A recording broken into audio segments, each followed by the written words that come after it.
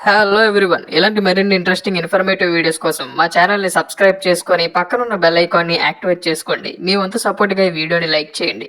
Video అనేది చాలా ఇంట్రెస్టింగ్గా ఉంటుంది, చివరి వరకు చూడండి.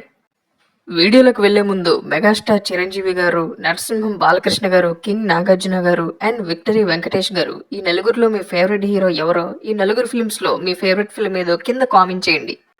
ఈ రోజు మనం టాలీవుడ్ టాప్ 4 సీనియర్ హీరోస్ అయినటువంటి మెగాస్టార్ చిరంజీవి, నరసింహం బాలకృష్ణ గారు, కింగ్ నాగార్జున గారు అండ్ విక్టరీ వెంకటేష్ గారు వీళ్ళ 50th ఫిలిమ్స్ ఏంటి, వీళ్ళలో ఎవరికి 50th ఫిలిం బిగ్గెస్ట్ సక్సెస్ని సాధించిందో ఇప్పుడు మనం చూద్దాం.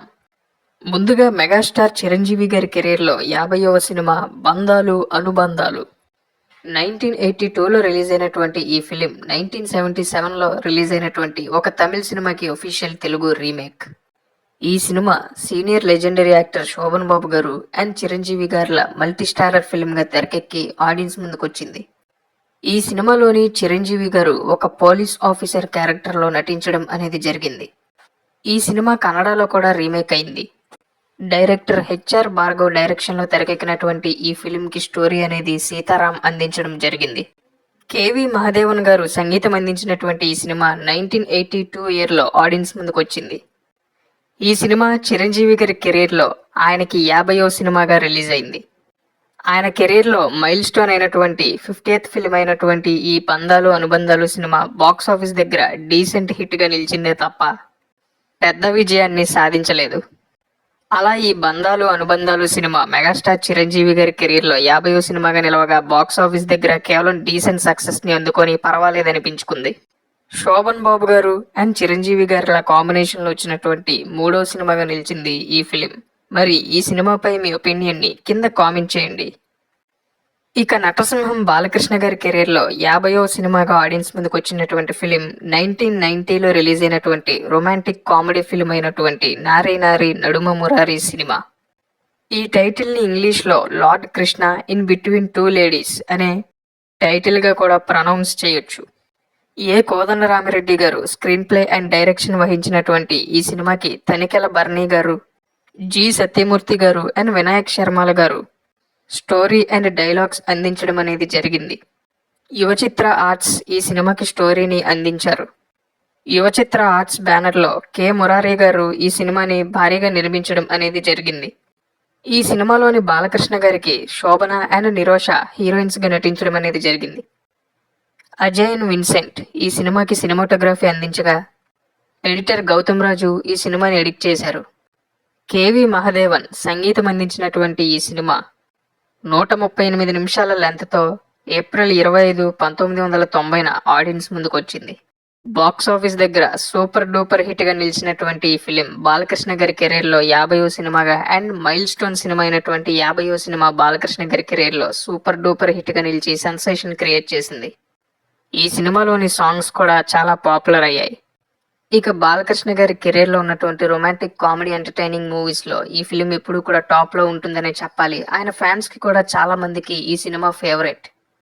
ఏ కోదండరామిరెడ్డి గారు అండ్ బాలకృష్ణల కాంబినేషన్లో వచ్చినటువంటి ఈ సినిమా వాళ్ళిద్దరి కాంబోలో తెరకెక్కినటువంటి సూపర్ హిట్గా నిలిచింది ఈ ఫిలిం.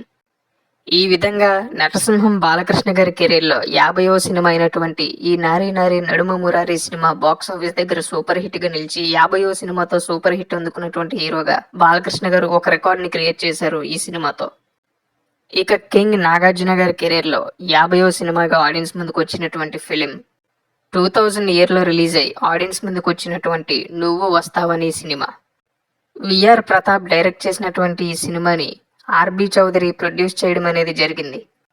నాగార్జున గారు హీరోగా, సిమ్రాన్ గారు హీరోయిన్గా నటించినటువంటి ఈ ఫిలిం 1999లో రిలీజ్ అయినటువంటి దళపతి విజయ్ హీరోగా నటించినటువంటి ఒక తమిళ సినిమాకి ఒఫీషియల్ తెలుగు రీమేక్.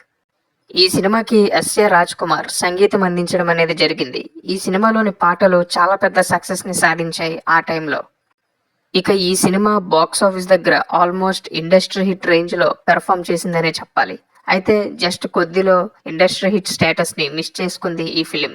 అయితే ఓవరాల్గా బిగ్గెస్ట్ బ్లాక్ బస్టర్ హిట్గా నిలిచింది ఈ సినిమా నాగార్జున గారి కెరీర్లో. అండ్ ఆయనకి 50వ సినిమా అయినటువంటి ఈ ఫిలిం ఆయన కెరీర్లో మైల్ స్టోన్ హిట్గా నిలిచింది బాక్స్ ఆఫీస్ దగ్గర. ఈ సినిమాకి స్క్రీన్ ప్లే కూడా విఆర్ ప్రతాపే అందించగా, ఈ సినిమాకి డైలాగ్స్ అనేవి మరుదూరి రాజా అందించడం అనేది జరిగింది. సూపర్ గుడ్ ఫిల్మ్స్ బ్యానర్లో ఆర్బి చౌదరి గారు నిర్మించినటువంటి ఈ సినిమాకి సినిమాటోగ్రఫీ శ్యామ్ కే నాయుడు గారు అందించడం అనేది జరిగింది. ఇక ఈ సినిమాని నందమూరి హరి ఎడిట్ చేశారు.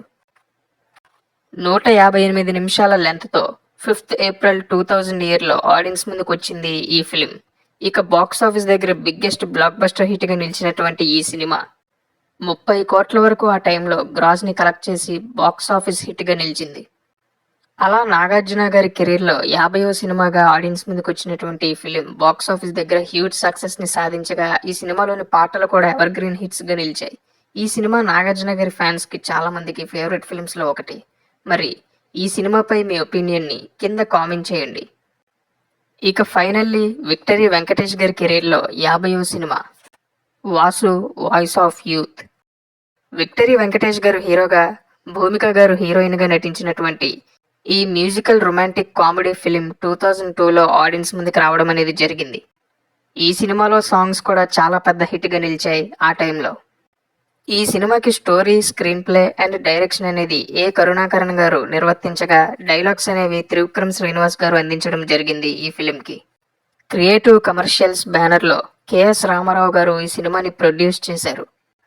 ఆర్ రమేష్ బాబు సినిమాటోగ్రఫీ అందించినటువంటి ఈ ఫిలింని కె మార్తాండ్ ఎడిట్ చేయడం అనేది జరిగింది.